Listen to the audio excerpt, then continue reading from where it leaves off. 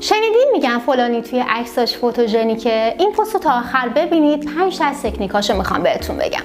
پیدا کردن بهترین استایل و زاویه یکی از رمزهای خوش عکس بودن و فوتوژنیک بودنه. تکنیک اول، اگه بیشتر وقتها موقع عکاسی چشماتون بسته است، دقیقاً قبل از عکاسی چند بار چشماتون رو آروم باز و بسته بکنید.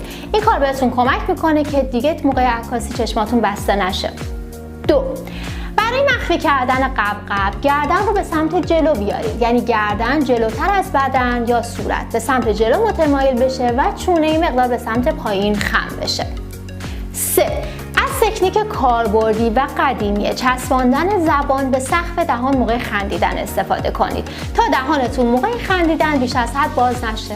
4، قبل از عکاسی مستقیم به نور چند ثانیه نگاه کنید. این کار باعث میشه که مردمک چشمتون کوچیک بشه